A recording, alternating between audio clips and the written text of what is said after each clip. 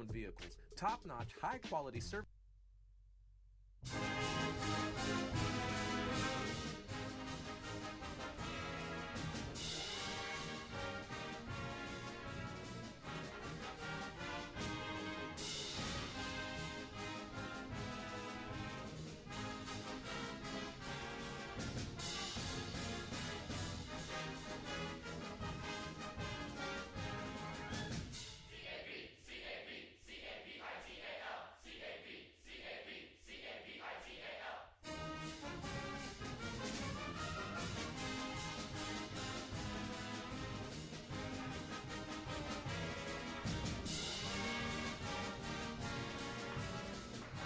Well, hello and welcome into the Capitol Center. We are back for our first broadcast of women's basketball here in almost a year. I'm Jimmy Bloomfield. Thanks for tuning in as always. And today is the season opener for the Crusaders, despite Heidelberg getting a start on us last week.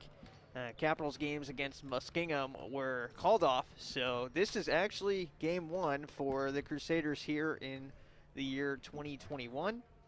And it starts off with the team that they last beat all the way back on February 12th. Their last win here at the Capitol Center came against this Heidelberg team, a win of 82-45. And that was the second to last game of the regular season here in 2020. They then had a three-game road trip at the end of the year after losing to Baldwin-Wallace on Senior Day here at the Capitol Center on February 15th. So obviously everybody's a little bit antsy to get out there, especially our side of the matchup here, as Heidelberg has a few games under their belt. They faced off against John Carroll last weekend, and it went about as expected as John Carroll won both of those games. This season, if you're unaware, it is a little bit different, obviously with the COVID protocols in place, but the schedules itself, no non-conference action. The first weekend was the last weekend, the 22nd, is when the season started for the other 8 teams not named Capital and Muskingum. And it leads to a kind of unique schedule in which there's going to be home-and-home matchups on Friday and Saturday against the same teams. So tomorrow, Capital will travel to Heidelberg and play there. The men's schedule is kind of flipped, and they'll play on home games on nights where the women is on the road and vice versa. So Capital does have 4 home and home games scheduled in the month of January. However, obviously that's going to change now as they have only 2 games now, with Heidelberg tonight and then at Heidelberg tomorrow. They then play Wilmington in a home and home sequence, Baldwin-Wallace, Ohio Northern, and then Marietta. So some of you might be disappointed out there that they don't draw Otterbein in that big rivalry game, but that's the way the schedule breaks down, and maybe we'll get them in the tournament. As we move through the Byers Airport Subaru pregame show, we sat down and talked to head coach Dixie Jeffers about the matchup tonight. We will get you an update on the OAC and what the season looks like from a OAC tournament standpoint, as that has also changed. And then, of course, we'll get to today's matchup with Heidelberg, kind of break it down a little bit, get to our starting lineups and our keys to the game as well. So stay with us. We are live from the Capitol Center on the Byers Airport Subaru pregame show, and we'll be right back.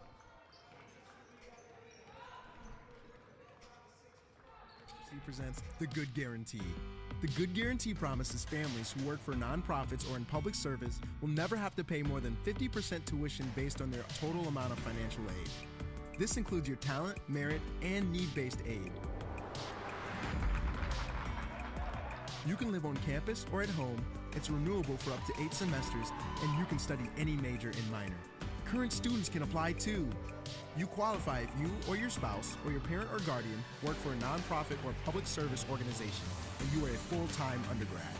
Because we want to create purposeful people, courageous community, and hopeful humanity. The world needs more good. The world needs you. You invest in others, we invest in you. For more information, visit capital.edu/good-guarantee. And welcome back to the Byers Airport Subaru pregame show. I'm Jimmy Bloomfield. The Heidelberg Student Princes in town, 0-2 in OAC play, 0-2 overall, obviously, to face off with the Crusaders making their season debut here in this one. I mentioned before the break, OAC has a little bit of a different format this year. Obviously, normally you play both teams twice, or play every game twice. You have 18 games. That is not the case this year. You only have 14 games to play. As well as missing some of those opponents, every team is actually going to qualify for the OAC postseason tournament. The difference now being that the 7-10 and 8-9 matchups are essentially playing games to get into the tournament, and the top 6 teams will automatically qualify for the quarterfinal round. Obviously, the top 4 teams host, and everything else is the same from there. But with such a small sample to the season, I think it's a good move to give everybody a chance, but still giving yourself advantage for the teams that do come out and play well. So, obviously, Heidelberg is in a hole at 0-2, trying to stay out of the bottom 4 so you don't have to play in that play-in game, while everybody else is shooting for, obviously, the top 4, so you can at least get a home game and do some less travel. Everything is subject to COVID, so who knows how many games we'll actually get in, and we'll kind of go from there. As we saw our first cancellation hit us directly, we have another cancellation this weekend as John Carroll and Mount Union's games have been canceled. Mount Union is shifting all kinds of things around in their schedule. I believe the men will still play their basketball game over there at Mount Union, but the women's basketball team is not playing their games this weekend. Marietta plays Baldwin Wallace tonight. Marietta is so far 1-1 on the season. They split with Otterbein earlier this last weekend, and one of those games was actually quite interesting. Otterbein blew out, and I mean blew out, Marietta by a final of 108-75. You don't see that kind of a score often. Marietta got the best of Otterbein 82-80 on Friday. In the Friday matchup, Baldwin Wallace defeated Mount Union 93-82 and then beat them at home 66-43. So the defending OAC champs start 2-0 this season. John Carroll, I mentioned, swept Heidelberg 80-45 and then 78-56. So they join Baldwin Wallace at 2-0. John Carroll is a team that Capital thankfully avoids this year in the home-and-home sequences. The last 2 games to bring to you from last weekend, Ohio Northern and Wilmington, who played 2 tight ones. Ohio Northern won on Saturday 53-52, and the road team on Friday also won, Wilmington 61, Ohio Northern 59. So we have 4 teams at 1-1, 2 teams at 2-0, 2 teams at 0-2, and 2 teams playing their first games tonight. Muskingum and Wilmington will play a home-and-home sequence. Ohio Northern plays Otterbein, and then Marietta and Baldwin Wallace. So 8 games to play over the next 2 games across the conference, and that'll shake up our OAC standings as always. So let's get to today's matchup. First, we're going to get to our interview with head coach Dixie Jeffers, as our SID here, Orion Gasser, sat down with Dixie, got her thoughts on the matchup, and we'll share our thoughts after that. As we go along on the Byers Airport Subaru pregame show, Ryan Gasser sitting down with head coach Dixie Jeffers to talk about the first opponent of the season. Coach, it's been a long-awaited time that, you got an extra week, I guess you could say, to prepare, but not really. Talk about what the preparation has been like, considering you've been coming out of COVID protocol, getting everybody ready for game and for life. Just talk about that whole prep moment. You're 14 days into quarantine, and then you come back to practice, and kids are gassed. I wrote a practice plan and put it away the first 20 minutes into the practice just because there was no way we could execute that from a cardiovascular standpoint. Tuesday was better. Wednesday, we started prepping for Heidelberg, and then yesterday was better, and today we're going to run on adrenaline. To say that we're prepared, we're going to go out and go muscle memory tonight and go on adrenaline. So I know that you said that in our season preview that you would be toying with a lot of different lineup combinations. What's the one that you're going to start with tonight, and how do you see that maybe altering as play continues? I call this my small ball lineup. It's one of my most experienced kids that I'm coming with. I think at this time and when you're starting out, you've got to rely on the kids that have played for you for 2, 3, 4 years.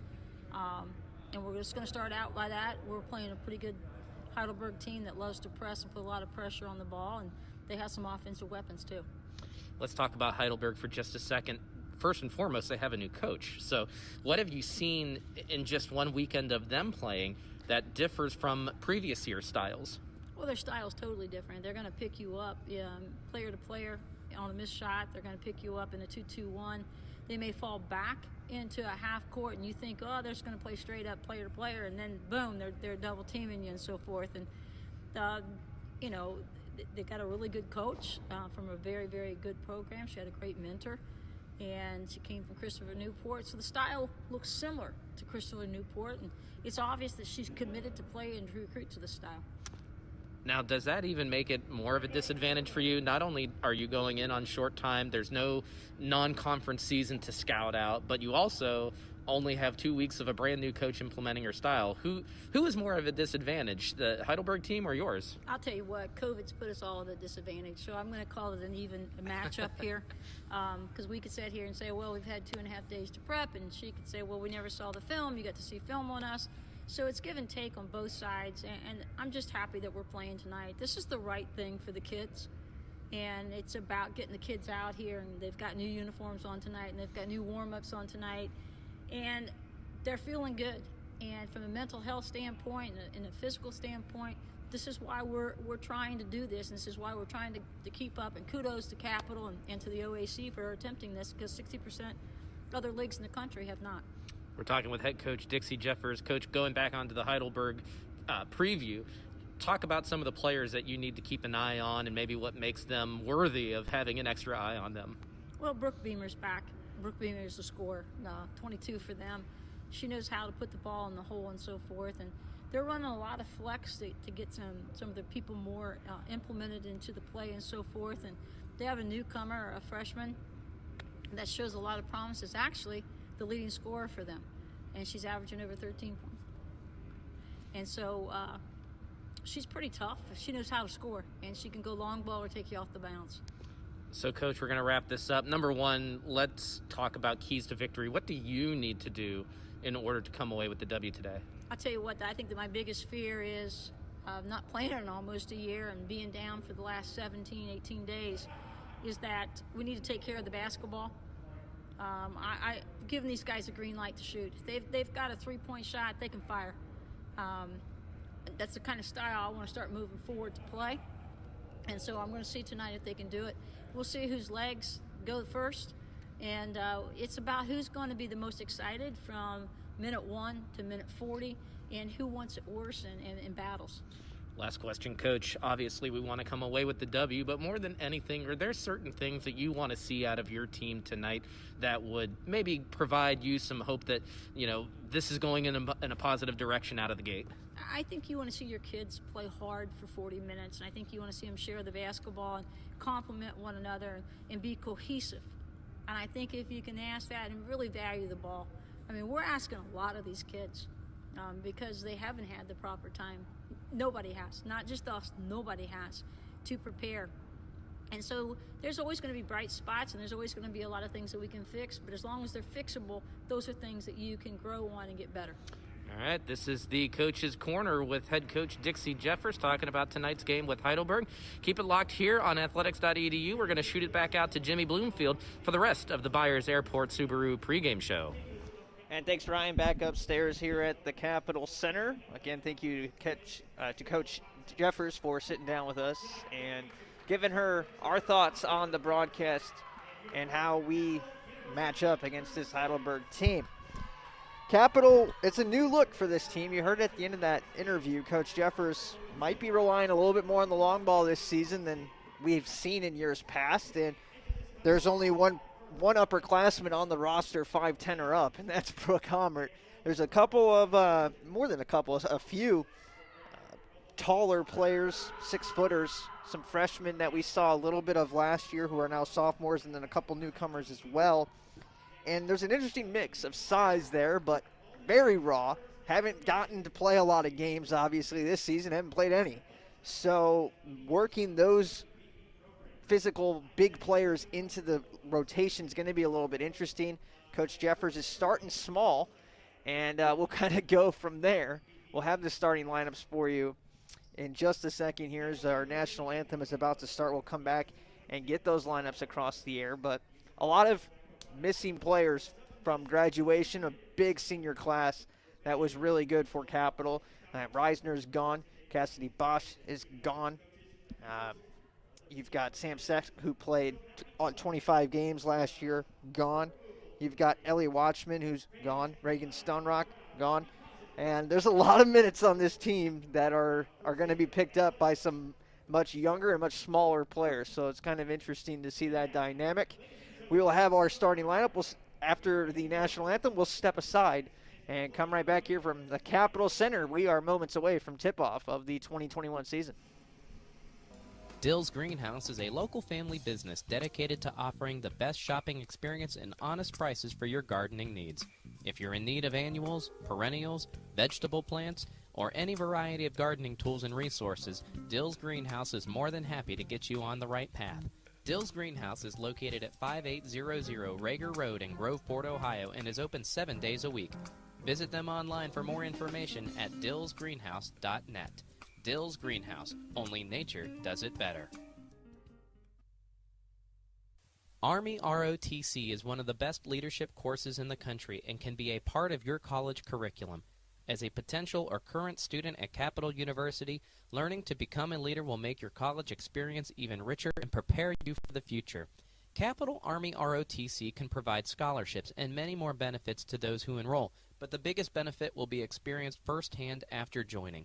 For more information on Capital Army ROTC, testimonials, and an in-depth look at what the program can offer you, go to www.capital.edu/ROTC.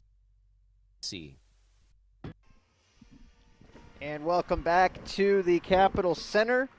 That'll do it for our Byers Airport Subaru pregame show. Before we get to our lineups, what if I could tell you, take a college course that not only required textbooks, but courage, determination, and a good pair of boots. A course that would lead directly to a career as a leader, not an intern or assistant. Ready to become a student and a leader? Enroll in Capital University Army ROTC. You could get a full tuition scholarship and you'll graduate a leader and officer in the United States Army. To learn more about Army ROTC, call 614-236-6808 for more information. Once again, that's 614-236-6808. Or you can visit capital.edu/ROTC to learn more about the Capital University Army ROTC. Let's get to today's starting lineup first for Heidelberg. Again, coming in at 0-2, looking for their first win on the season. They start with freshman guard, 5'6", out of Vermillion, Ohio, Clara Smith. A senior guard, 5'6", out of Liberty Township, Ohio, Hannah Kilps. A 5'4", senior guard out of New Philadelphia, Ohio, Brooke Beamer. And in the front court, the 5'9", sophomore out of Shelby, Ohio, Bailey Walter. And the 5'10", senior out of Cincinnati, Sadie Cheney. So again, it's Smith, Kilps, Beamer, Walter, and Cheney, 3 seniors in that group. For the Crusaders, as we mentioned, it's a smaller lineup to start the season off, and we'll see what happens from there. 4 guards and a forward. We'll start down low. As we mentioned her earlier, the forward out of Wakeman, Ohio, junior, 5'10", Brooke Beamer. And she is joined by 5'7", junior guard out of Westerville, Ohio, Emma Burns. The 5'4", senior guard out of Northwood, Ohio, Allison Roach. 5'5", sophomore guard out of Prospect, Ohio, Erica Linder. And the 5'9", senior guard out of Harrison, Ohio, Caroline Taphorn. Taphorn and Roach, the lone seniors on the roster and the team captains for this season. Capital sporting some new unis in this one as well, the home white uniform. And some new warm-ups as well, as you can see over there on the socially distanced bench. Heidelberg will be in the black unis, moving from left to right to start things off. And in the center circle, it's going to be Brooke Beamer against Bailey Walter.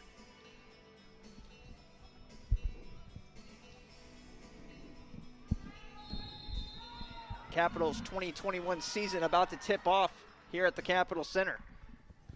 It's their first game since February 15th here in this building. looking for their first win since February 12th, which came against this Heidelberg team, if you missed our pregame. Heidelberg will start with the ball in the first possession here. Kilps will fire up a three ball, misses everything, and the rebound collected by Erica Linder. Linder, a sophomore who played in every game last season as a freshman, and she started 6 of them. It goes to Roach, who kicks out. Here's Burns for 3, and on the first possession, Capital hits from outside. 3-0, Capital out in front, and Emma Burns is the one you want shooting them. A career 38% three-point shooter, and that's her 90th career three-pointer. Kilps kicking out on the other side. Heidelberg swinging it to the top of the key, and now a pass down low. Walter has it on the low block. Fakes a shot, turnaround jumper over Amert. Good defense, but immediately going after the Capital lack of size down low. And you see a full court pressure here from Heidelberg, broken easily. Amert got a layup from Linder, and it's 5-2 Capital. 2 successful possessions early on for the Crusaders. Heidelberg has taken the air out of the ball a little bit on their possessions. Capital looking for their first available best shot and taking it. Heidelberg a little bit more methodical here.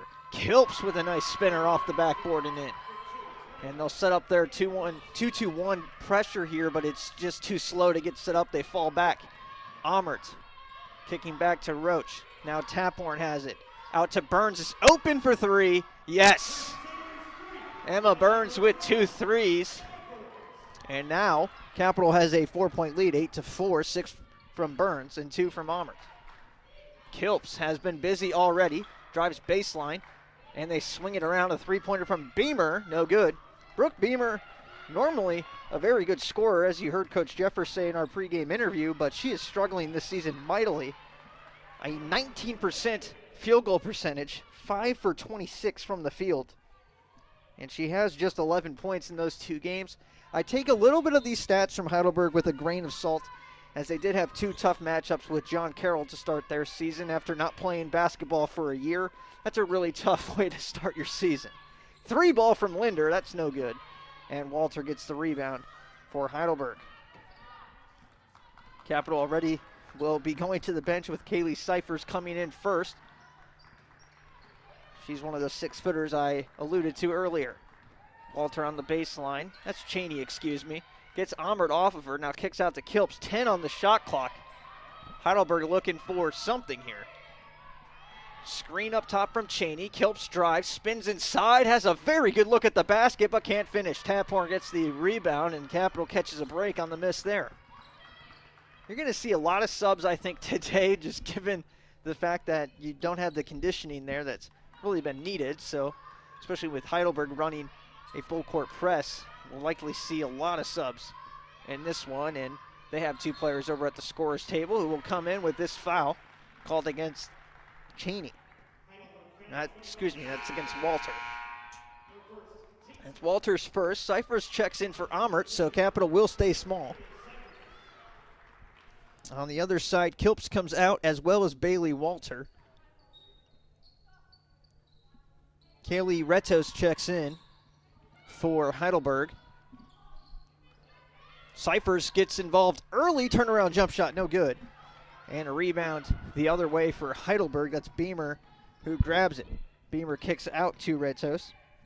And Retos shoots and knocks it down. Now Kaylee Retos is that freshman that's averaging 13 points per game for Heidelberg. You heard her alluded to by Coach Jeffers. And she shows off the long-range shot there. Linder kick out to Roach for 3, no good. And the rebound collected by Heidelberg. 8-7 is our score. Heidelberg hanging in there. At the top of the key now, swung around to the other freshman, Clara Smith, and Smith worked it down low, who got it to Kirsten Kochel, and then Kochel tried to feed it under the basket but was unable to do so. Cheney will check out now for Heidelberg, and checking in is 6'3" sophomore Alyssa Martin. Capital will counter by bringing in number 13, Demi Brewer. Brewer replaces Roach. Brewer played in 16 games last season for the Crusaders. And Heidelberg has 15 to work with, trailing by 1. Capitals led the whole way. Martin over to Kochel. Kochel fakes left, goes right. Retos being hounded right now. Looked like she might have walked, but instead gets a pass off. Now it's stripped. Brewer has it for Capital. 2-on-1 the other way. Brewer spins, passes over to Burns, and Burns cleans it. No, it misses. 8-7 remains the score. A very good sequence, but it doesn't end in points for Capital. Now on the outside, almost another travel. Heidelberg really sloppy early on, but still hanging around in this game, and they almost had a lead. Martin with the putback puts Heidelberg ahead for the first time, 9-8. And when they make those baskets, it allows them to set their defense up, and here you see Capital dribble into a trap. Thrown away by Linder towards Burns. Burns fakes the three and will pull out and slow down. 15 on the shot clock. Plenty of time to work with for the Crusaders. Burns pass to Taphorn. Taphorn out Brewer. Brewer drives baseline. Layup. No good, but she's fouled by Martin. Martin, a huge physical presence down there again at 6'3". She's a sophomore out of Akron, Ohio. Heidelberg will sub once again. Coming out is Clara Smith, and checking in is Taylor Reppart. Linder goes to the free throw line, again a sophomore. Had a pretty good freshman campaign at the free throw line. She shot 79% last season. She misses here.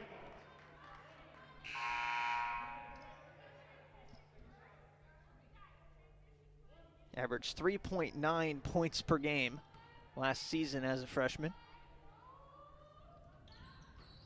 And the free throw here is good. Cyphers checks out for Amert. So Capitals back to their starting five with the exception of Brewer in there for Roach. And now Roach checks in for Brewer just as I say that. Another substitution. That looks like sophomore Maddie Reese. She checks in for Emma Burns. So, again, another small look here with essentially Brewer playing the three. Linder comes out to guard Beamer. Actually, that's Reese, guarding Beamer. Pass inside Roach, just completely mismatched there against Retos, the freshman. And she's got 5 now for Heidelberg, who's up now 11-9. Capital breaks the press. 4:38 left to play in the first quarter. Taphorn trying to calm things down. The senior gives it off to Brewer. Brewer drives right, kicks out to Roach. Roach, top of the key now, Linder inside Amert. Amert working around Martin, no good on the layup. And the rebound is tapped out and picked up by Reppart. Reppart pushing it up the floor. Beamer down low, attacking this lack of height. Martin, layup, no good. Put back, she's fouled.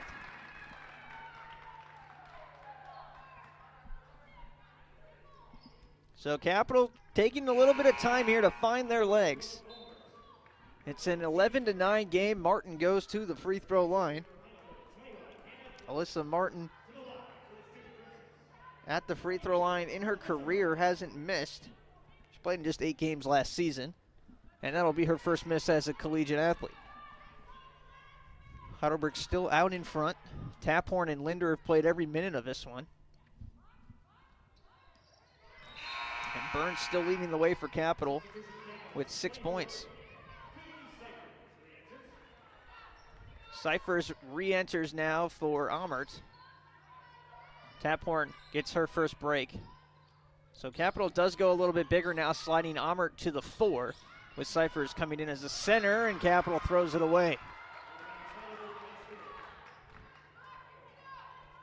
That's a tough test to have just a few days of practice and immediately see full court pressure at all times. And it's going to be about taking care of the basketball tonight. Heidelberg leads by 3 after Martin split a pair in the last sequence. They have possession once again. Pass inside, Linder trying to front. Amert trying to help out. Kilps is open from outside. Her shot's good. Hannah Kilps, the senior, with the bucket. And Heidelberg leads 14-9. Roach kicks out. 3-ball from Cyphers. Oh, yeah. The 6-footer, 6'2" to be exact, out of Cedarville, knocks that one down. And that's the 3rd triple for Capital already. Much different style of play than we're used to seeing. But a team that's down by 5 and has shown the ability to shoot from outside. It appears we're going to be okay in terms of hanging around in ball games and even putting a couple of outside shots together to get a run going. Kilps, this is a nicely drawn up play as it goes out to Redos. Redos can't get the shot off over Reese. It hits off the front of the iron. And Reese will slow things down. 3 minutes to play in the first quarter. A high-scoring first quarter, 14-12 so far. Roach on the right wing. Drives left into traffic. Martin swats it away. Kilps picks it up. 3-on-2 the other way. Kilps right down the middle. Gives it to Martin. Martin's shot is no good. And the rebound collected by Brewer. Brewer works around some traffic. Now kicks it up. Roach wide open look at the basket, but she's fouled from behind. And Roach will head to the free throw line now.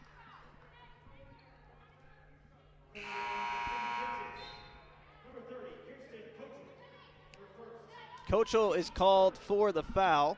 Beamer checks back in, as well as Bailey Walter and Sadie Cheney.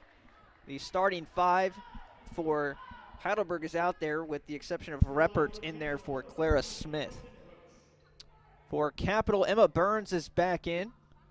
Amert, Linder, and trying to sort this out as there's only 4 players on the floor right now for Capital. And checking back in now is Kaylee Cyphers. Now there's 5 on the floor, and we're good. Taphorn is by the scorer's table, so a little bit confusing here. Believe Taphorn is coming in for the shooter. Roach's first is good.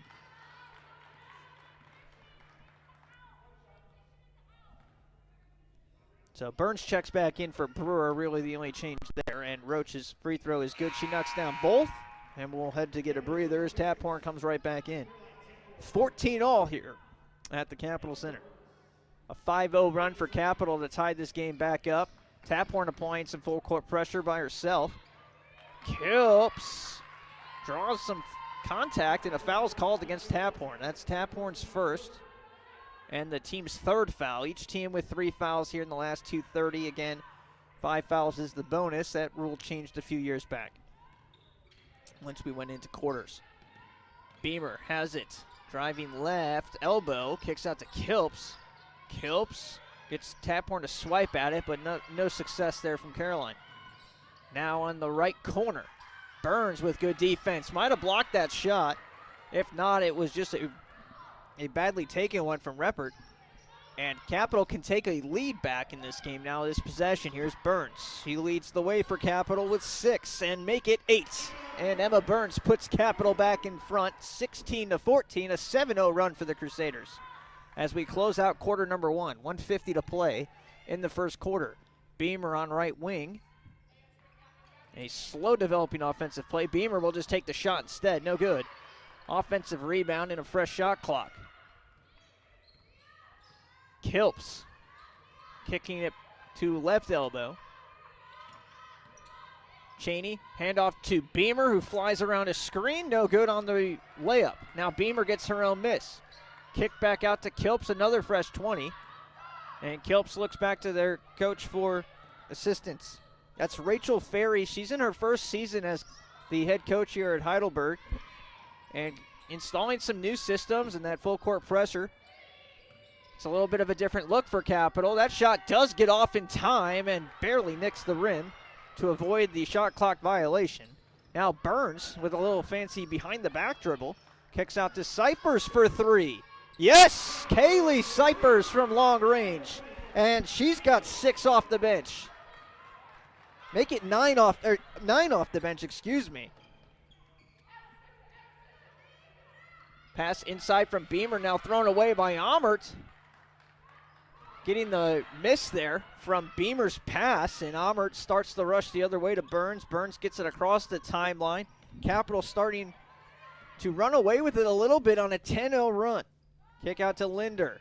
5-second difference between shot and game clock, so just looking for their best shot here. Amert with the up and under, no good. Shot clock will turn off with 14 seconds left to play. Here's Beamer. Beamer driving to Kilps now. Off the left side, Kilps gets it to go. 8 seconds. Capital's got to move here. 5 seconds now. Taphorn with 3. with 2 across the timeline. Lets it go! No good off the back iron. In a high-scoring quarter in which we see Capital knock down 5 3-pointers, 3 from Cyphers and 2 from Burns, and it is Capital out in front, 19-16. We'll be right back with more action here from the Capital Center right after this. This is a message for all those MBA seekers out there. For the junior exec who'd rather be senior. For the VP yearning to be CEO. And for everyone who'd call their job not just a profession, but a passion. Capital University's MBA program was built exclusively for professionals, experienced faculty, flexible schedules, and classmates you'll soon consider colleagues. Learn more at capital.edu/MBA. The Capital University MBA, for those driven to do more. And welcome back to the Capital Center. Capital leading 19-16. I mentioned Cyphers before the break there had 9 off the bench. He actually has 6.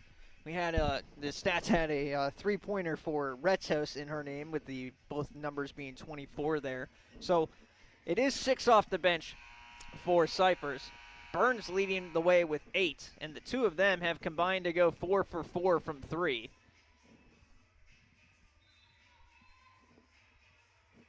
Leading the way on the other side, Hannah Kilps has 6 points for Heidelberg, and Retos off the bench has that 3-pointer. Melissa Martin also with 3 points. So it's 19-16. Capital will start with it as they have the possession arrow, and we resume play.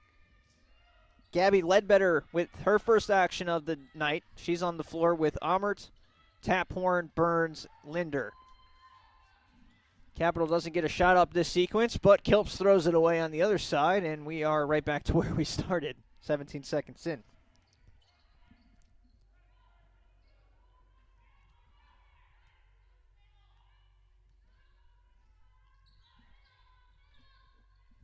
Capital working against the full court pressure, and a traveling violation is called.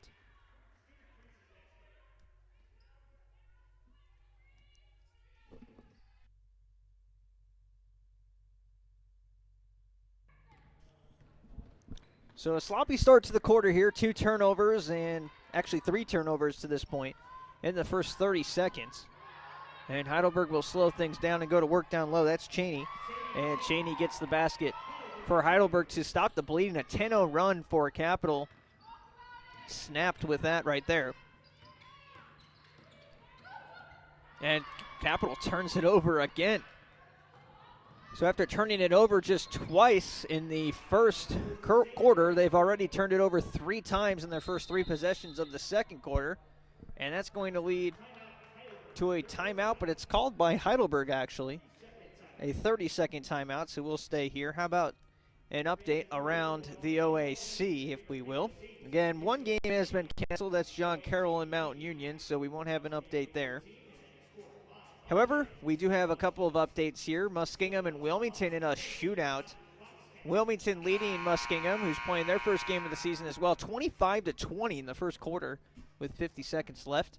And with 9:06 left in the second quarter, Marietta and Baldwin Wallace in a much different style of game. It's 12-7 there.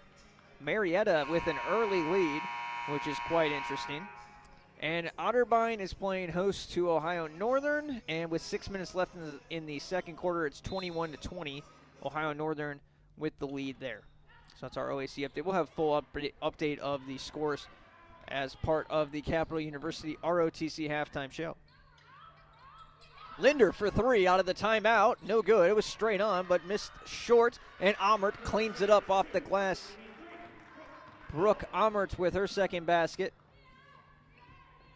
She now has 2 rebounds as well. Clara Smith back out there running points for Heidelberg as they have their starting 5 on the floor. Beamer has struggled in this one as well.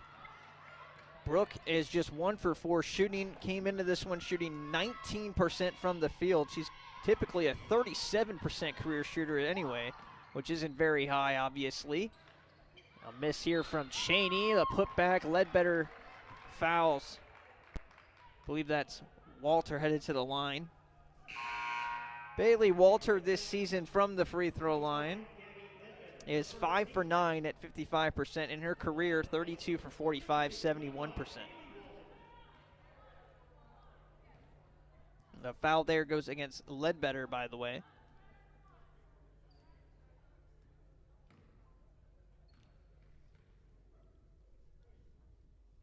Walter's first free throw is good. 21-19. Heidelberg hanging in there with Capital. They had a rough start to their season, having to face John Carroll, a team that Capital actually avoids in this whole sequence, which is actually a pretty good draw. They don't play, the teams they don't play now, Muskingum after the cancellation, Mount Union, John Carroll, and Otterbein. John Carroll started 2-0 and is usually a contender. Otterbein 1-1, and they had a game where they scored 100 points, so seemed to be pretty good, at least offensively. And Mount Union is typically a pretty tough matchup as well. So Capital gets a pretty good break with the schedule. Obviously 7 home games and 7 on the road. Foul called away from the basketball here. That is on number 24, Callie Retzos. And Capital steals a timeout here as Taphorn rallies the troops together.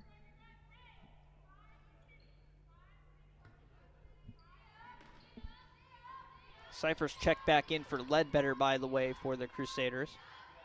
And she had a very strong showing in the first quarter. Burns and Cyphers have been the combination today. They work a little pick and roll, and it turns into a trap the other way. Linder trying to swing it to Taphorn. Beamer gets the steal.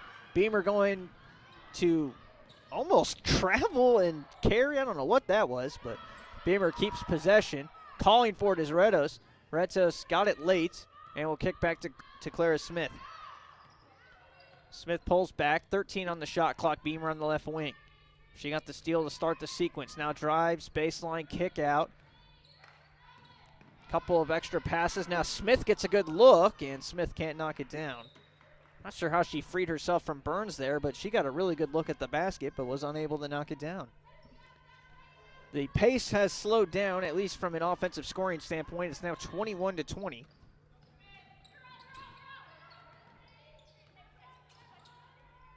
It's been 6 points scored in the first 3 minutes here with a lot of turnovers. Capital's had 4 turnovers in this quarter. Heidelberg has had 2. Pass into the painted area for Brooke Beamer, who knocks it down right on the OAC logo. And Beamer with 5 for Capital.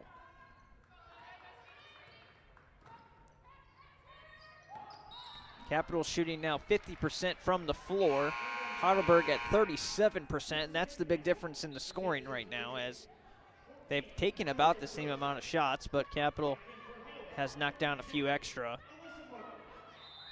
Melissa Martin checks back in for Heidelberg. Brewer checks back in for Capital, as does Roach. Emma Burns will run point. Taphorn and Linder come off. Beamer giving Burns a screen. And now frees herself at the top of the key, right wing to Allison Roach. Roach now to Brewer. Inside, Martin punches it away, and Cyphers has to dive on it. Possession arrow favors Heidelberg, so it'll go in the books as another turnover.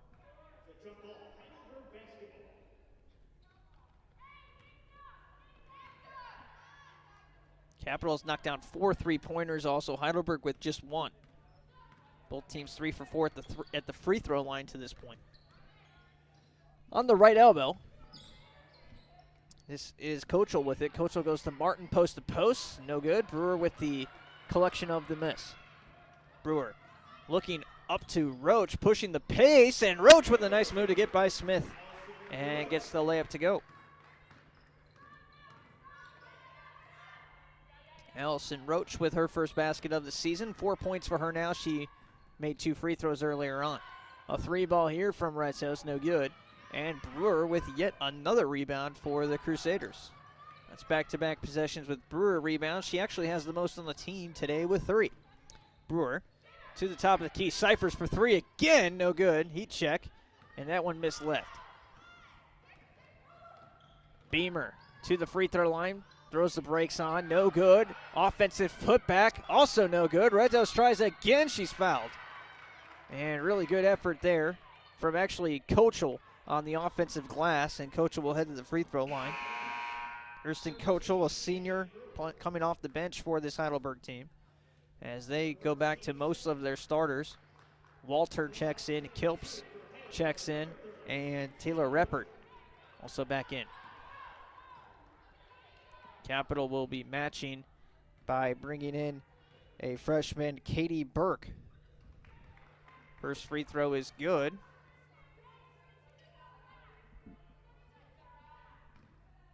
And Burke not being substituted in. I guess they're going to let her go for both free throws here. Kochel makes it. And now Burke checks in for Cyphers. Katie Burke, a freshman out of Lancaster, Ohio. And she is wearing number 35 here at home. She'll wear number 33 on the road, which is kind of an interesting twist on things. Turnover here as that goes off of Capital. Allison Roach in the corner trying to get that pass from Burke. 25-22 our score. Capital still holding the lead, but neither team has looked particularly good here in the second quarter. Some of the rust certainly showing here, as these teams would typically be in mid-season form on January 29th. Reppert over to Kilps with 10 to shoot. Kilps gets a screen, kicks out to Beamer. Beamer not afraid to let one go, and she gets this one to fall. 25-24, Brooke Beamer with the basket. And she's now up to 4 points, just 2 of 6 shooting. Roach, kick out, Burke for 3. No good from the freshman. Brewer fights for the loose ball, and she's fouled. Demi Brewer going 1 against 3 there to keep possession for the Crusaders. On the offensive glass, the foul is called against Kirsten Kochel, who will check out now for the starter, Sadie Cheney. 25-24, 4:34 to play. Reminder, coming up, we will have the Capital University ROTC halftime show, where we will go through the first half statistics at length, name our halftime hero, and check out some action across the OAC. Roach, charge called against Allison Roach. Sadie Cheney holding her ground there for the Berg. And another turnover for Capital in this quarter. That is now their 6th, I believe. Make it 7 turnovers for Capital here in the second quarter. Maddie Dugood checks in now. She is a 6-footer off the bench. Cyphers has been good in that role. Let's see if Dugood can, and she ties up Cheney and gets possession for Capital. That's the 4th turnover for Heidelberg in this quarter. So 11 turnovers between these two teams in the second quarter. In the first quarter, there were 3 turnovers total. Here's another turnover. Beamer trying to convert on the other side. She can't. Cheney's put back. No good. Cheney gets the offensive rebound again, goes back up with it, and is fouled by Dugood.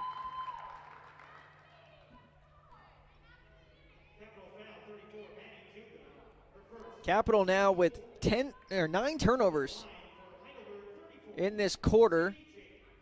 And the more shocking number is that only 6 points off of those turnovers for Heidelberg. It could be a lot worse here. Cheney misses the first. Chance to tie the game with the second.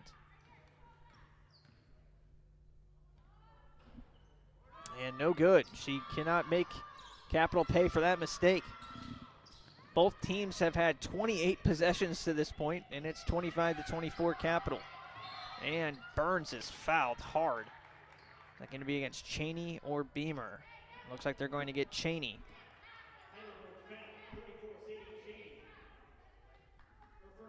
That's her first, the 3rd team foul for Heidelberg. Capital does not have a foul to give, as Heidelberg will go to the bonus with the next foul from the Crusaders. Roach at the top of the key now to Burke. Burke over to Brewer, trying to feed Dugood down low. Dugood to Roach, who is able to keep it in play. Now Brewer cuts inside, left it short, and Cheney clears out for the miss. And a travel called in the backcourt against Heidelberg. Bailey Walter travels.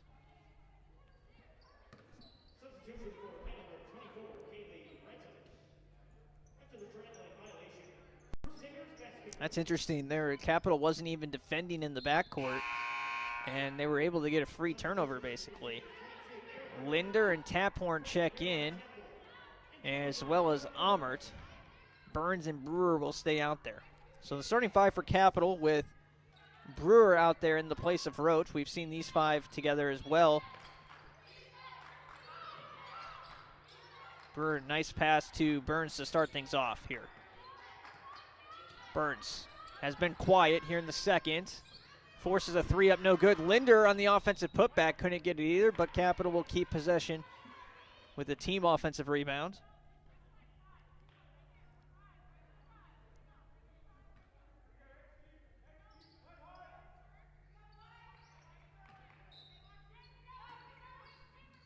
Brewer to insert from under the basket, now to Linder. Linder on the right wing to Taphorn. Taphorn handoff to Brewer, drives into some traffic.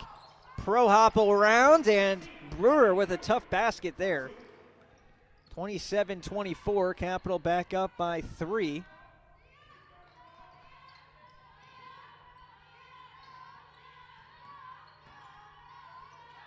Cheney has it on the right wing.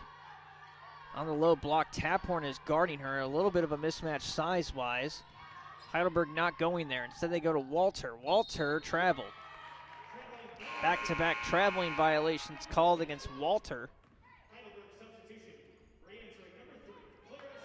That's the 8th Heidelberg turnover to Capital's 9.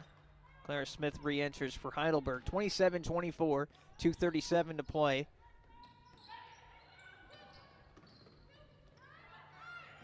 Burns has it for the Crusaders.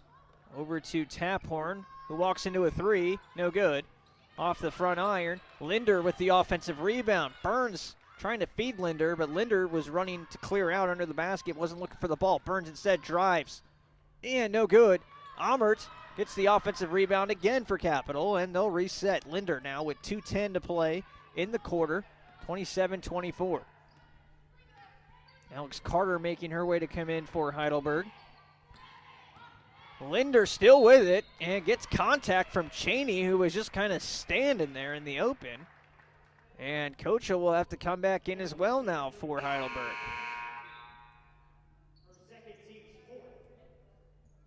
So Cheney and Walter out, and Alex Carter out of Spencerville checks in with Kochel. Linder goes back to the free throw line with a chance to give Capital a 2-possession lead again. This has been a strange quarter. After a first quarter in which we saw 35 combined points, we've seen just 17.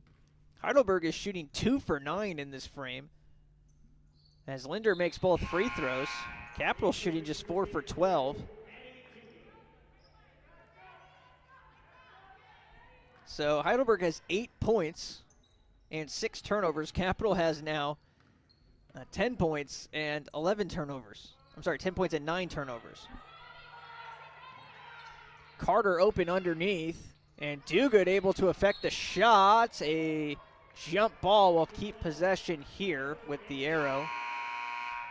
Amert has been a beast on the boards, and she needs to be playing as a 5, essentially. She's still listed on my roster here in front of me as a guard. Obviously playing kind of more of a center role, and positions in basketball lately have kind of gone away. It's really just post player or outside, and you're seeing everybody shoot threes now. And we've seen it here at this level, even with Cyphers today at 6'2", knocking down 2 threes. With Emma Burns at 5'7", also knocking down a pair. Anybody can be a shooter. 29-24. Heidelberg with just 7 on this possession here, as they've got to get a shot up here. Redtos kicks out. That's not going to get a shot off. Redtos has got to put that up, or Beamer, as the pass goes over to Smith, and she had no chance. all in all, Capital up by 5 here with 1:26 to play. And this wasn't really an impressive quarter of basketball at all, but to look here with 80 seconds left and being up by 5, if you can put together a couple of nice sequences here, you could technically go into the locker room with a double-digit lead. They aren't able to finish there with too good down low. But at the worst case, they should at least take a lead into the locker room here. Beamer driving baseline and has to throw it cross court. Retos almost walks, probably did. Gets it over to Kochel, who can't throw it in. Burns gets the miss. 2-for-1 opportunity for Capital, and they're out and running. There's Taphorn down the lane, and the layup is no good. Too good. Battling for the offensive rebound. Now Retos has it. Kochel is fouled by Taphorn. And that'll put Heidelberg at the free throw line, and Taphorn picks up her second foul, so Brewer will have to come in for her.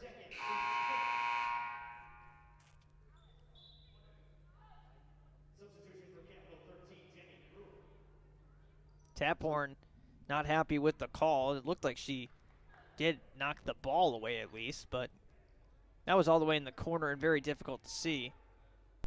And now the referees have actually come together. And not quite sure what they're discussing here, but they've had the players clear the floor. And I'm pretty sure they can't just take that foul away. Whether or not it was the right call or not, you've got to stick with that.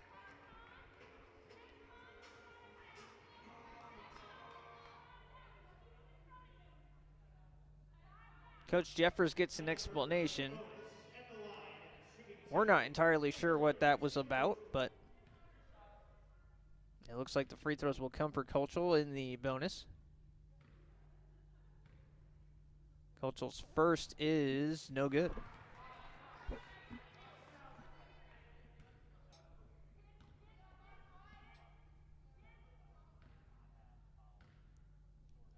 Kochel put in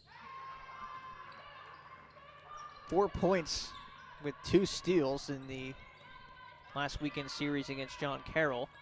Gets one free throw here. 29-25 is our score. Brewer has it over to Burns. Burns switching courts now.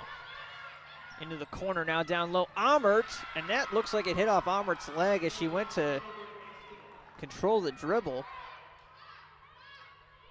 And now you look at it from a Heidelberg point of view, and they haven't played particularly well here in the second quarter either. They're shooting just 2 for 11 in the quarter, and on the game they're shooting under 30%, but they find themselves down by just 4.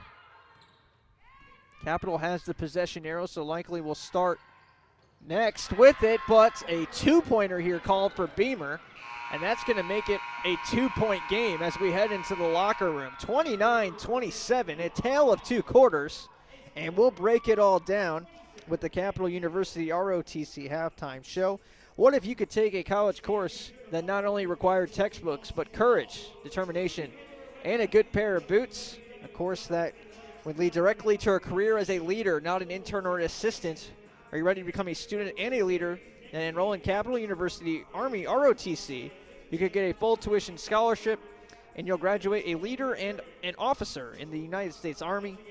To learn more about Army ROTC, call 614-236-6808 for more information. That number one more time is 614-236-6808. Or you can also visit capital.edu/ROTC to learn more information about Capital University Army ROTC. We'll be right back from the Capital Center.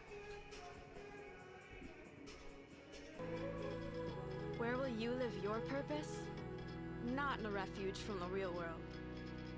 The university anchored in the center of Ohio is at the epicenter of possibility, purpose, and the power of purple. There's no time for hesitation here. No need to put things neatly in their boxes.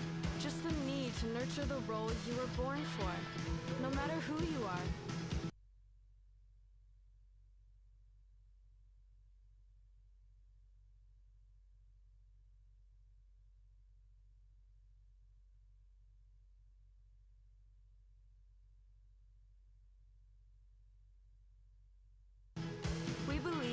Engagement is as important as education. Their curiosity is as important as the classroom. And when given the chance, we do more, not less.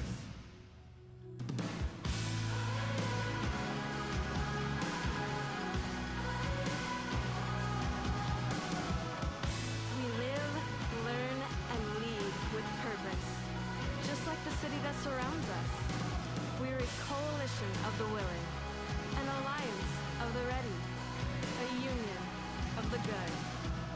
We're from Capital, and our purpose is purpose.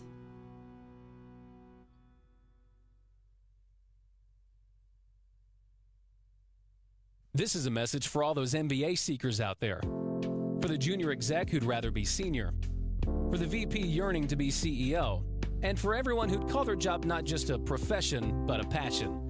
Capital University's MBA program was built exclusively for professionals, experienced faculty, flexible schedules, and classmates you'll soon consider colleagues. Learn more at capital.edu/MBA. The Capital University MBA, for those driven to do more. Army ROTC is one of the best leadership courses in the country and can be a part of your college curriculum. As a potential or current student at Capital University, learning to become a leader will make your college experience even richer and prepare you for the future. Capital Army ROTC can provide scholarships and many more benefits to those who enroll, but the biggest benefit will be experienced firsthand after joining. For more information on Capital Army ROTC, testimonials, and an in-depth look at what the program can offer you, go to www.capital.edu/ROTC. And welcome back to the Capital Center. Jimmy Bloomfield here with you and the Capital University ROTC halftime show. We will name our halftime hero here shortly, but first we are going to go through our OAC scoreboard. 3 other games in action across the conference. And let's go ahead and get to those scores. The first of which is kind of an upset in the making, potentially, as Marietta is leading Baldwin Wallace by a score of 30-17, a 13-point lead for Marietta. Baldwin Wallace is shooting just 5 of 28 from the field, 17% with 14 turnovers.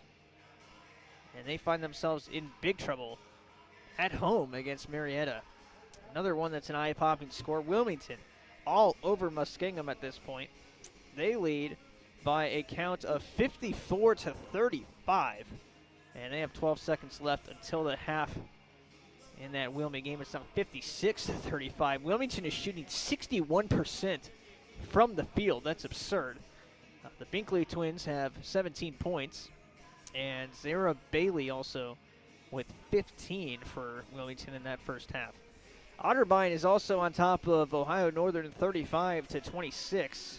Katie McCrary leads the way with 9 points for Otterbein, 7 points for Bryn Servin on the other side for Ohio Northern, as Otterbein is shooting 46% from 3 with 6 made 3-pointers in the first half there.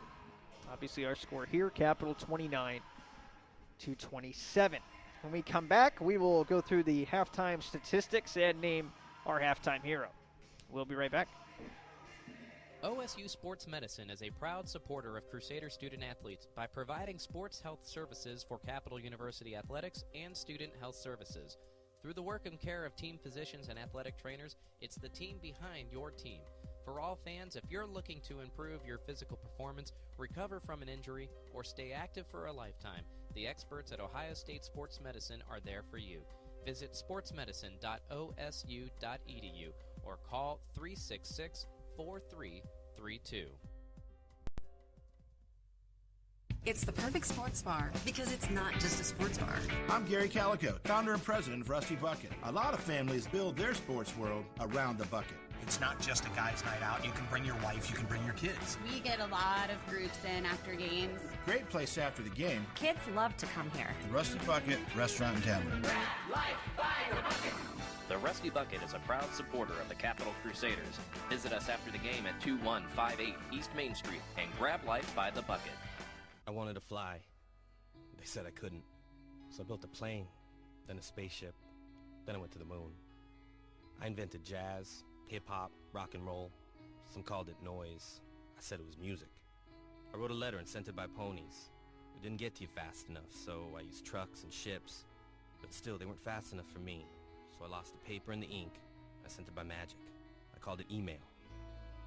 I made up new words: jukebox, bling, Google. And I decided some old words weren't okay to say ever again. The mustache. I tried to bring that back 17 times. I wore knickerbockers and shoulder pads, poodle skirts and flannel. When I came back from World War II, all I had was a t-shirt. So I made that cool.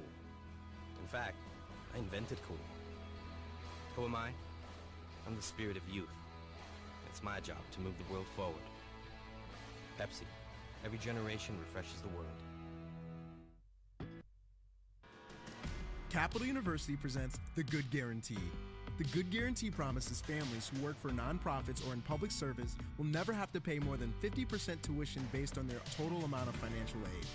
This includes your talent, merit, and need-based aid. You can live on campus or at home, it's renewable for up to 8 semesters, and you can study any major and minor. Current students can apply too.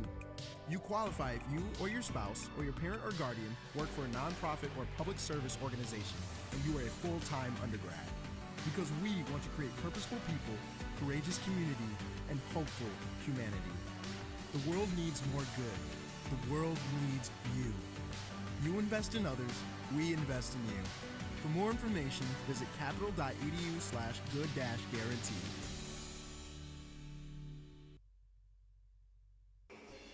And welcome back to the Capital Center. Capital leading 29-27. Let's get to our first half statistics. First individually for the Crusaders. Emma Burns leading the way with 8 points. And Brooke Beamer and Kaylee Cyphers each with 6. Burns knocked down 2 3-pointers, and Cyphers knocked down 2 3-pointers. Outside of that, hasn't been a whole lot of scoring. Beamer, I mentioned, with 6. Allison Roach has 4. Brewer with 2 and Linder with 3 to get to 29. On the other side, 6 points for Hannah Kilps leads the way still. 5 points for Kaylee Ratos off the bench. 4 points for Bailey Walter, 2 for Cheney, 3 for Kochel, 3 for Martin, and Beamer with 4. Rebounding leaders, and Walter and Cheney each have 4. On the other side, 4 for Demi Brewer, 3 for Beamer and Linder. On the Capital side, who have only been out rebound 20-18, which given the size differential we're working with, it's probably not a statistic Capital's going to lead in much, but that's promising to see them competitive in the rebounding department. Each team had a lead of 5 points as their largest lead. Capital did have a 10-point scoring run that flipped the 5-point lead from Heidelberg into a 5-point lead for themselves and been pretty up and down ever since. Capital spent 15:46 of the first 20 minutes with a lead.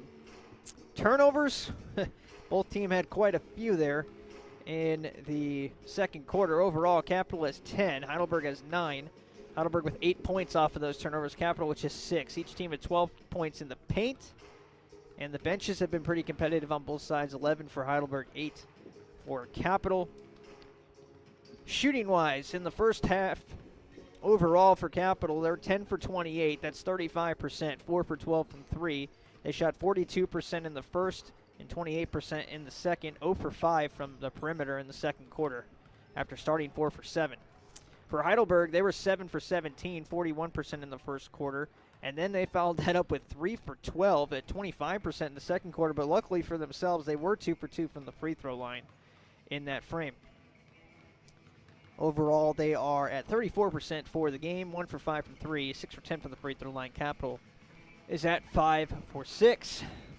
Our halftime hero, I'm going to give it to Kaylee Cyphers off the bench with 6 points in 8 minutes off the bench. She also has a plus-minus of 9, which leads the team.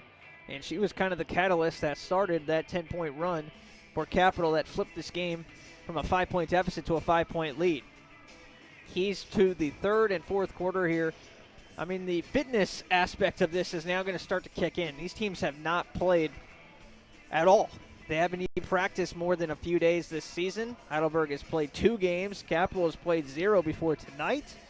Which team can be out there longer with, the right amount of energy and burst? And you talk about a full court pressure from Heidelberg. Are they going to be able to keep that full court pressure up? And is Capital going to be able to keep up with it is really going to be the question. And which team takes care of the basketball here, I think, is going to be a big thing to look for here in the third quarter. I'm sure that was Coach Jeffers' main point of emphasis in the locker room. We are 3 minutes away from the second half tip-off, and that'll do it for our Capital University ROTC halftime show. When we come back, we'll have second half action from the Capital Center.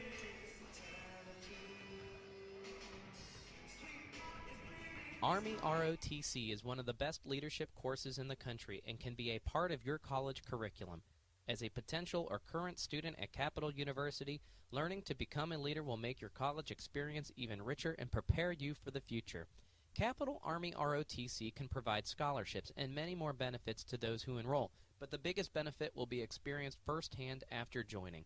For more information on Capital Army ROTC, testimonials, and an in-depth look at what the program can offer you, go to www.capital.edu/ROTC.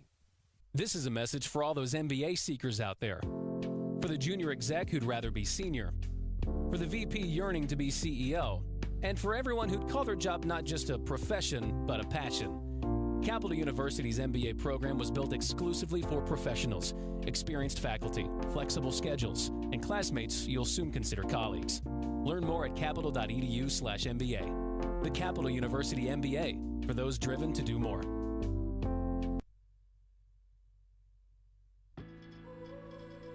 Where will you live your purpose?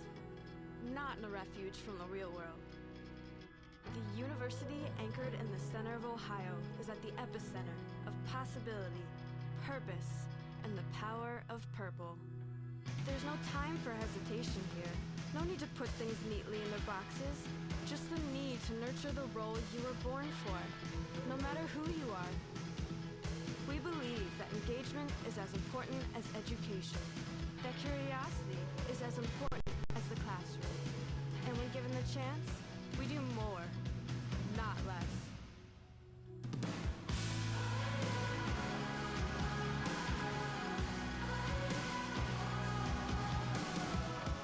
We live, learn, and lead with purpose. Just like the city that surrounds us. We're a coalition of the willing, an alliance of the ready, a union of the good. We're from Capital. And our purpose is purpose. Game 1 of the home and home between Heidelberg and Capital has been a good one so far, 29-27. Capital out in front. I'm Jimmy Bloomfield. Thanks again for joining us once again here from the Capital Center. It's good to be back, and we are just excited to have some basketball action to bring you this season, and hopefully some more sports in the spring as well. Saw the men's lacrosse team out practicing earlier today as I was walking into the Capital Center. Might have some football this spring as well, and there is all kinds of different action that we can bring in the spring, and hopefully we'll be able to do so. But a good positive sign here tonight. Obviously we had the postponement of the first weekend, but we are here, we're playing basketball, and that's really all you can ask for sometimes. Capital has their starting 5 out there. That's Burns, Roach, Taphorn, Linder, and Almert. And Capital, as I mentioned, will start with possession here. Let's see if they can get something going. After a pretty sloppy second quarter from both teams, Taphorn out to Roach for 3. No good. And the rebound is collected by Brooke Beamer on the other side. Beamer pushing the tempo the other way now. Kilps has it, and Kilps pulls back and sets up the offense. Hannah Kilps was the leading scorer for Heidelberg in the first. Got there 2 points at a time with 3 baskets. Beamer on the right wing. And a basket good from Brooke Beamer, who is destined to turn this shooting percentage around with the tough start to the season that she's had, field goal percentage-wise at 36% coming in her career, and she's at 19% on the season coming in, which is pretty crazy to see the fall off there in terms of efficiency. She averages 10.9 points per game over her career. Linder's shot no good. Brooke Beamer trying to get her hands on that one, but was unable to. And it's pushed the other way by Heidelberg. Might have been a travel, but the official down in front of us says there was a bobble there from Cheney. And now Taphorn is fouled by Cheney, who again was just standing there. That's the second time Cheney's kind of just been in the wrong place at the wrong time. And the center from Heidelberg picks up her third foul, which will cause Kochel to come back into action. A minute and 11 into the second half, and already one of your bigs in foul trouble with 3. But Heidelberg has tied the game up. It's 29-29. Amert to Linder. Capital has some numbers, but Taphorn will slow down, set up the offense. Now Amert breaks inside, charge. Nope, sorry, block called against number 25, Bailey Walter, and I believe that's her second. So now Walter is one foul away from being in some serious trouble. And Olmert goes to the line. First one is good.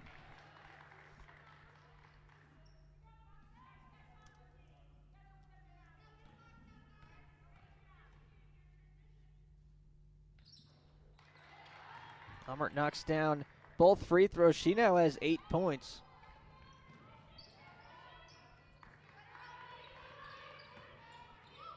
And now taken away by Taphorn. Taphorn looking for her first basket on the night. There it is. And quickly, Capital is back out in front, 33-29. There's that quick strike potential from this Capital offense. Beamer with a big answer. And as I mentioned, Brooke was due for kind of a breakout game of her own. And she is now starting to do that, filling up the stat sheet all over the place. 8 points, 3 rebounds, a steal. And all the shooting 50% from the field in this one. And they do not want Brooke Beamer to get going. She can really light it up on the other side. Burke comes out. And checking back in is Retos. She led the way for this team with 13 points per game against John Carroll in that sequence of the home and home.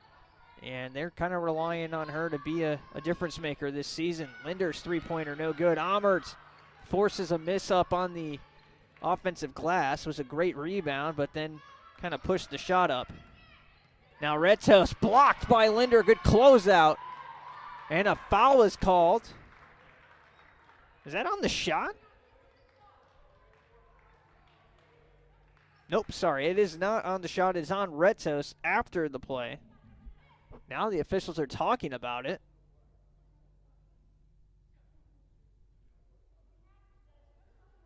That looked like a clean block.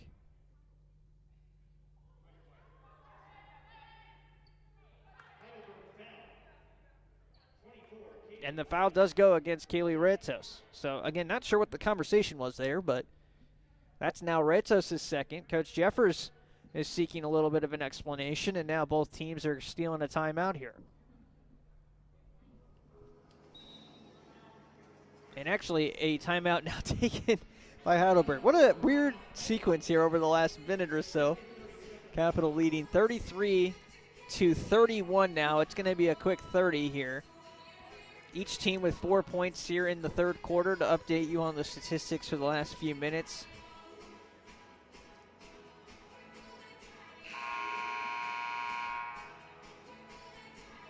And Capital will have possession here. After the foul against Retos, good block by Linder closing out on the three-pointer. Retos knocked down 4 threes in the first 2 games this season, 4 for 6 from outside, 10 of 18 from the field. No one else on the team is averaging more than 7 points per game in those first 2 games. She's kind of been the sole bit of offense, and I mentioned Brooke Beamer's struggles from the field as Allison Roach goes back to the free throw line where she has been very good. Roach is at 73% on the career. She's been on fire here in this one from the free throw line. Has not missed. And as I talk her up, she splits a pair here. Interesting to note, Bailey Walter picked up her third foul there, so you've got both starting front court players now for Heidelberg with 3 fouls. Pass inside, foul called. 2 shots coming as Kochel gets back to the line. Umbert picks up her second foul. Meanwhile, Martin checks back in for Heidelberg, and she'll go defend the basket on the other side rather than be on the offensive glass with Beamer. That's kind of interesting. But Beamer would be down there to set up the press, so that's why you keep Martin down in the backcourt here. First free throw from Kochel was good, and the second one is upcoming. Also good. 34-33. Kochel with 5 now off the bench for Heidelberg.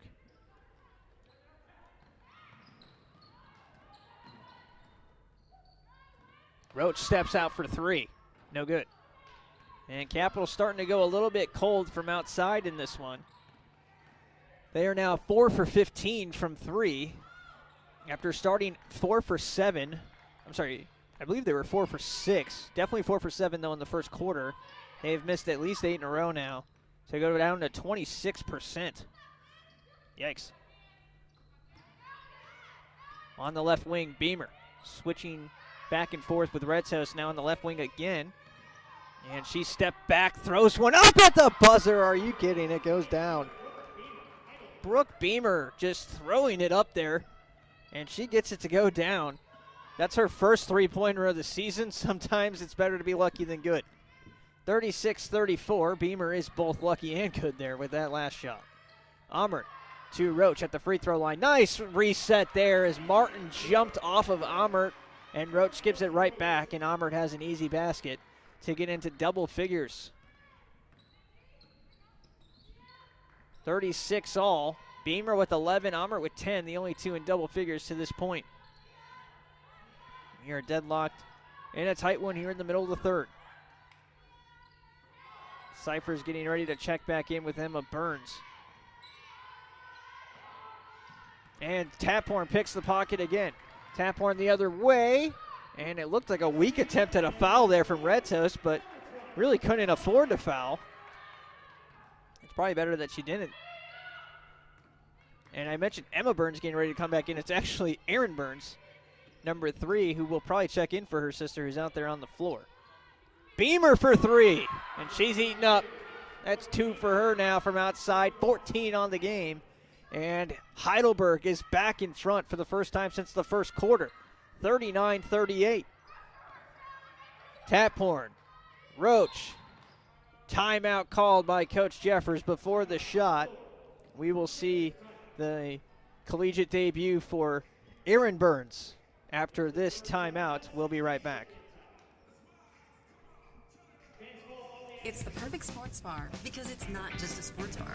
I'm Gary Calico, founder and president of Rusty Bucket. A lot of families build their sports world around the bucket. It's not just a guy's night out. You can bring your wife, you can bring your kids. We get a lot of groups in after games. Great place after the game. Kids love to come here. The Rusty Bucket Restaurant and Tavern.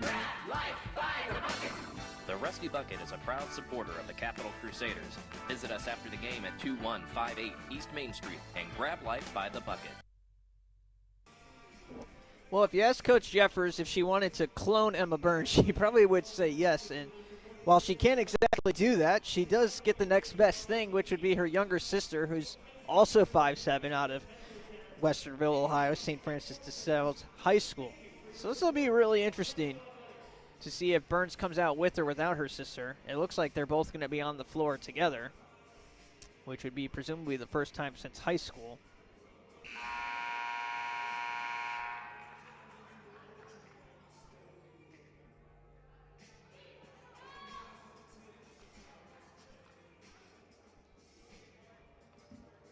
And we'll see if she's as good as a shooter as well.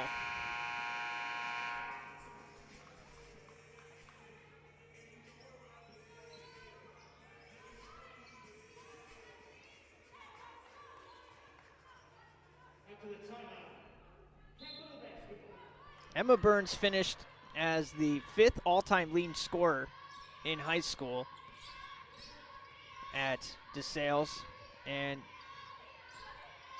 Erin did pretty good for herself as well her senior year and really exploded after Emma's departure, and now they play together again here at Capitol, which is pretty exciting for the Burns family. Emma has to throw one up here. It hits off back iron. Are they going to say that violated or not? They say that the shot clock violation goes off there. It looks like the shot got off in time to me, but I guess not.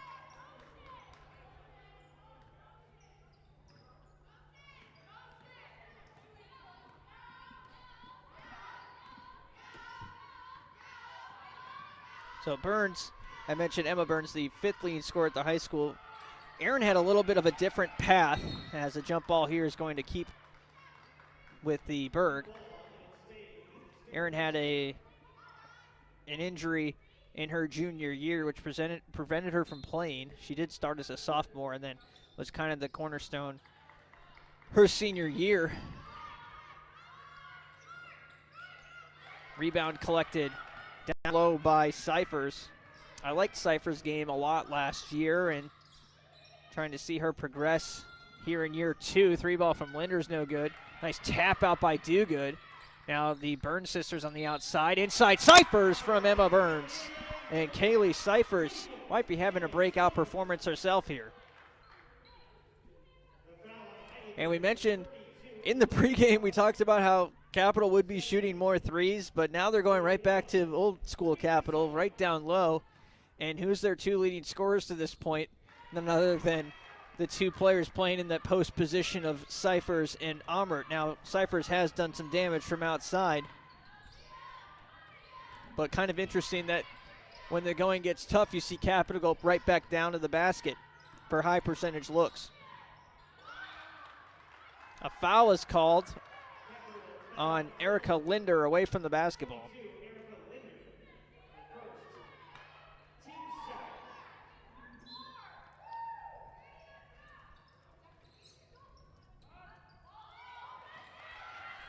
Thrown into the backcourt, and Emma Burns comes away with it. She's fouled. She's going to go to the free throw line. And Capitol will try to regain a little bit more control here. Caroline Taphorn will get ready to come back in as well. Taphorn replaces Linder. Kilps comes back on for the other side.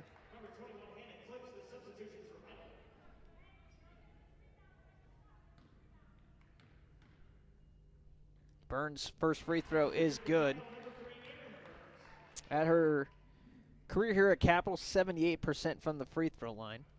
I mentioned earlier she made her 90th three-pointer in her career in this one. She also made number 91 with her 2 today.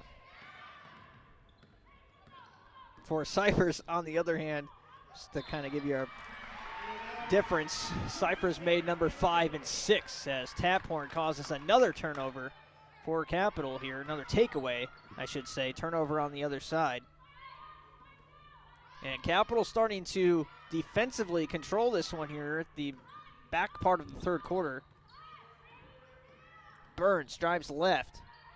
Kicks back out to Taphorn inside Cyphers. Cyphers through a double team, and it's enough to stop her. Kochel and Martin combine on the defense there as the front court starters for Heidelberg both in foul trouble with 3. Kilps comes around to screen from Martin, drives inside, scoop, layup, good. And Hannah Kilps with 8, with a chance to make it 9. She's been a contributor in her career here, but just struggled to shoot from outside. 4 for 25 in her career. She is a senior from outside, and she averaged 1 point a game in her career here, but has done a much better job, and like Beamer, kind of struggled against John Carroll from the field. 1 for 13, and she's on the right side of some positive regression here in this one. 4 for 6 from the field, and she has 9 points. Kilps gets the rebound and starts a breakout the other way. Heidelberg can take the lead, and they will. Basket is good from the freshman, Retzhaus. Hannah Kilps, by the way, with 9 points, has set a new career high. Burns on the outside gives it back to Taphorn.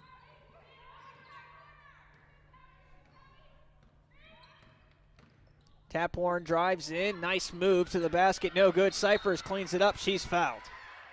And Kaylee Cyphers will head to the free throw line.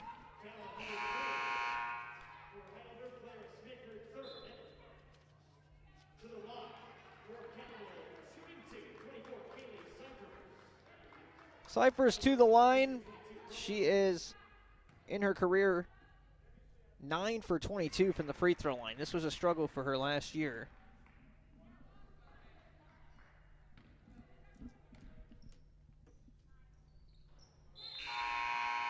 Gives Capital the lead, though, 45-44.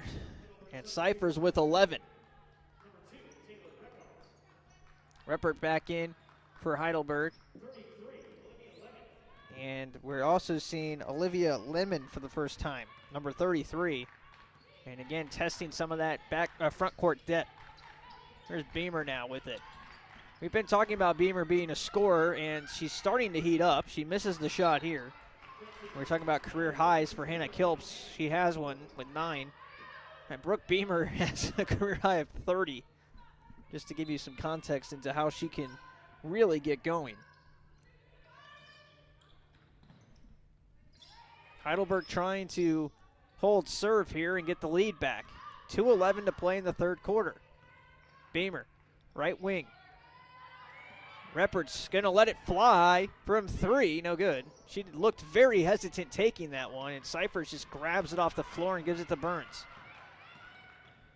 45-44. This is Emma. Aaron back to the bench as checking back in was Demi Brewer. Over to Taphorn. It was tipped by Kilps. Brooke Beamer is posting up. She's got a mismatch down low. Cyphers finds her. Beamer goes back out to Brewer. Brewer now drives in. Kick out to Burns. 5 seconds to shoot. Burns' shot is blocked, and it's recovered by Beamer. Good active defense there, that possession from Heidelberg. Lots of switching and recovering on the help defense. And they're able to get the ball back with a chance to take the lead once again. Maddie Overmeyer, a senior playing in her first minutes of this one, travels there.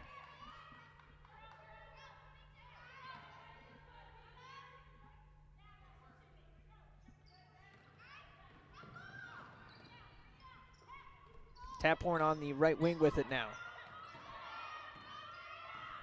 Taphorn brings it to the scorer's table and sets up a 1-4 low look. Basically in isolation for Taphorn, and now she'll get going. One-on-one against Kilps. Couple of step-back dribbles, now kicks out to Cyphers. Left it short. Amert had a hand on it, but couldn't grab it. Really good look out of that set, but Cyphers couldn't knock it down. Now Beamer gets around Taphorn, who couldn't foul, and Beamer beats her to get the basket. 46-45. Brooke Beamer heating up with 16. A huge third quarter from Beamer, who at half, I believe, had just 4. Double checking that, yeah, she had 4 points, so 10 points here in this quarter alone. And with that last basket now up to 12. And a foul is called against Burns. Are you serious? Nope, sorry, it's an illegal screen against Cyphers. That at least makes a little bit more sense. I thought they were calling Burns for a push-off there. 46-45. Heidelberg with the lead. And they might end the quarter with it as they have the last shot as well. Kilps fakes a handoff to Beamer, goes straight to the basket.